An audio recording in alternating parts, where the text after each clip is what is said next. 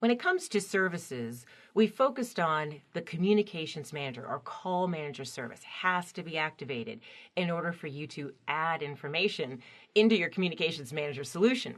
But there are other services that are out there. So let's just go back in to our communications manager. Remember, this is the unified serviceability web page. We got there from the drop-down menu, but you could go straight there, CCM service. After your IP address will do it.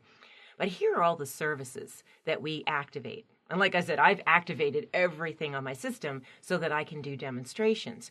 But let's kind of break it down even further. Let's look at the control center feature services. And again, I'll just stick to my same server so we can kind of see across the board what it looks like.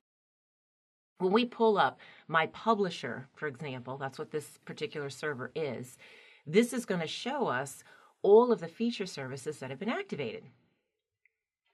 Similar to what we saw for the service activation, but the difference is this is where we can start and restart and stop a service. So we do not have to bring the entire phone system down because a particular service is stuck, hung, not functioning properly. If I want to, I can come in here and let's say I suspect my directory is out of sync or I'm having some problems with my dir sync services.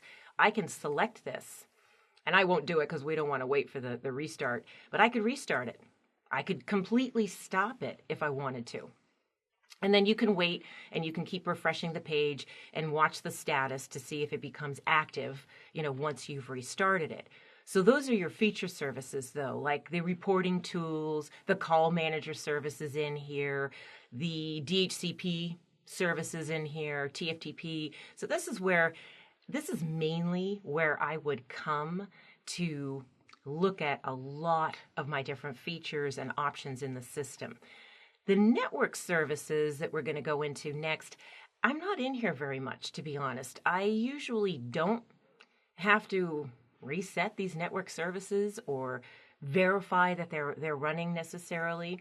I mean, there's occasions that we might want to just peek in here and see, how do things look? How long have they been running? But this is where RTMT. Oh, the Tomcat, though, if you know what that is, that's our web pages, the Tomcat service. But to be honest, if the web page didn't come up, I don't think you could get in here to restart it. So that's one that's kind of interesting. You're going to be doing that at the command line.